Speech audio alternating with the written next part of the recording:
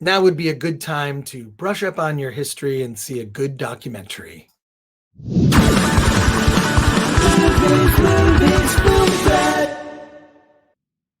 Welcome to the Film Threat Podcast. I am Chris Gore, and if you've been watching or listening to the Film Threat Podcast, you know that I am a big fan of documentaries, and I'm excited today to talk to the director of Shadows of Freedom, a documentary about the French resistance and aspects of World War II that I did not know about. Amos Carlen, welcome to the Film Threat Podcast. How are you doing today?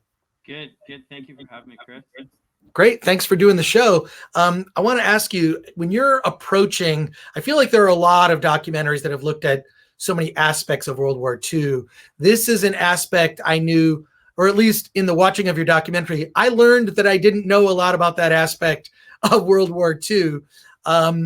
Can you tell me what brought you into the subject itself? For sure. So it was actually my mother who introduced me to this whole, sort of unknown part of World War II, or very little known to most people. She came across a book about this Jewish Algerian resistance of World War II. She came across this book in like the small bookstore in Jerusalem about 9 years ago. And she's actually a scholar of Jewish North African history. That's her very niche specialty. And so she read about this and she was amazed that she'd never heard about it before. And she approached me knowing that I was in media and, filmmaking, music and stuff like that. And she said, someone has to make a movie about this incredible story. And you're absolutely right. The whole, documentary, World War II documentary thing has definitely been done over and over again. But when I came across this particular story, I realized that this was a story that should get out there and that very, very few people knew about. And when you're approaching something like this, where you're limited, it's not like you can interview people there at the time. I mean, how do you approach like getting the archival footage? Are there sources for that? And then what's the process? Because I do happen to know, and sometimes I ask this for myself selfishly. I want to know how you go about getting footage to make a documentary about World War II. Like, is there, I know there are various stock footage sites, but where would you go when you're approaching this? And then what's the process of sort of, threading the needle of trying to find exactly the right footage for the story you're trying to tell? Yeah, I mean, that's a great question for sure. And it's not a quick answer, but I'll try to make it as quick as possible. I'll say that my co-director, Aline Robichaud, who wasn't available to be here today, she was instrumental, obviously, in making the movie as my co-director and co-producer. But she was the one who really dove deep and did a bunch of research and found some amazing archives. The most amazing one that she came across that I wasn't previously aware of was something called INA, which was a French archival site that had this amazing footage of the resistors being interviewed in the 70s about their role in this resistance movement. I'll also say that we hired 2 research assistants who had obviously a lot of experience doing this kind of thing. And they were certainly very, very important in terms of finding us some great usable footage. And I'll also say, for anybody who's interested in making an historical movie like this, World War II, there is, I think specifically with World War II, there is a ton of public domain stuff out there. And I'll say briefly, the reason why it's public domain is there was so much stuff that was shot by the governments at the time. And because it was shot by the governments and because it was so long ago, no one really has ownership of it. And therefore, it's gone in the public domain, which means that you can use it essentially. You don't have to pay for it, and it's essentially free for usage.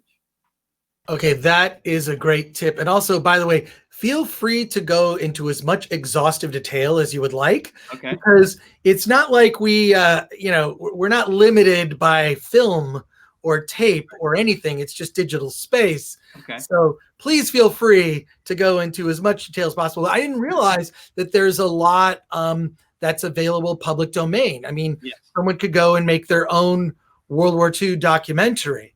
But this in particular just seems like something that's very personal to you. which is why I think it's so successfully told. Can you elaborate more on that? Sure. Thank you. So, as I said, it was my mom who introduced me to the subject. A little bit more background about that. My mom was born in Tunisia just before the war or just during the war. And so living in Tunisia, which is next door to Algeria in North Africa, as it turns out, once I learned about the story, I realized that if these resistors hadn't have done what they did, and if the Allies hadn't have been successful in North Africa, there's a good chance that my mom wouldn't have made it out of the war alive, and then clearly I wouldn't be here either.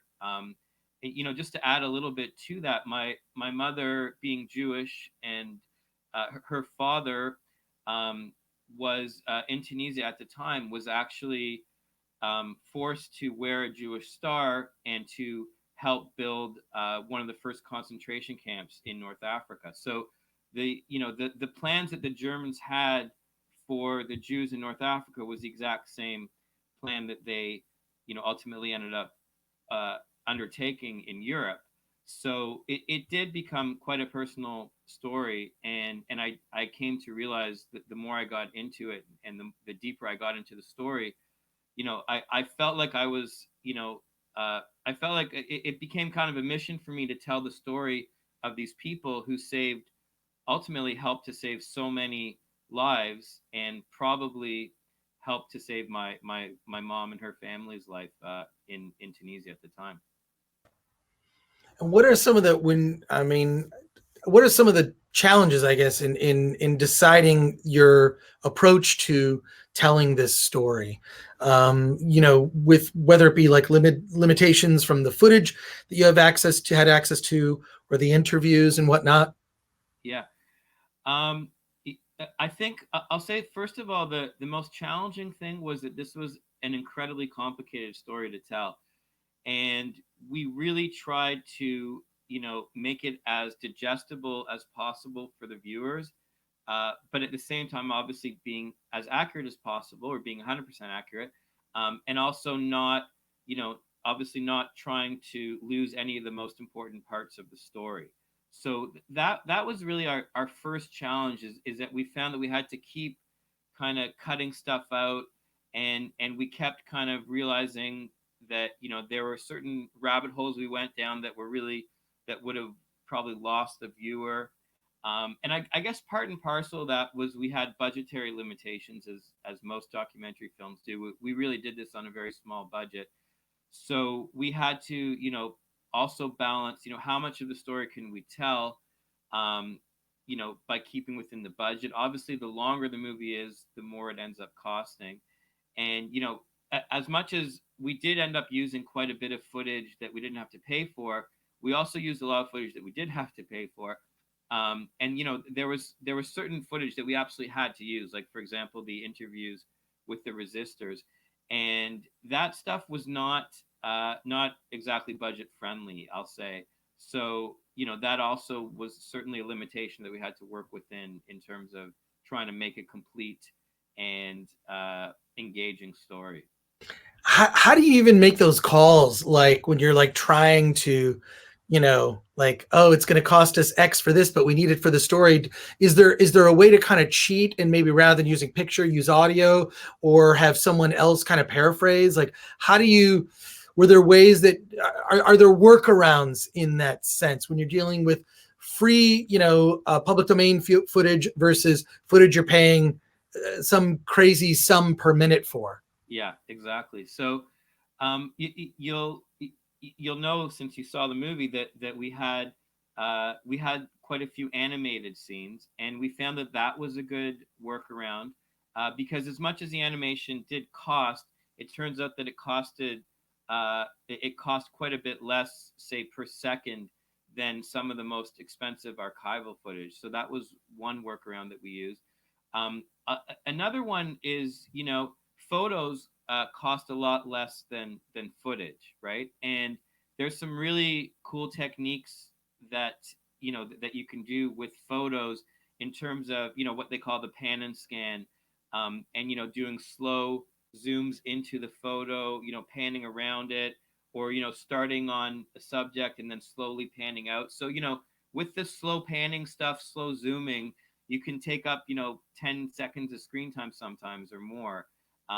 So those are some of the workarounds that we use. So adding motion to photos is well, I mean, it's a style. I wouldn't say it's a cheat, but it's certainly a way to spread that budget out.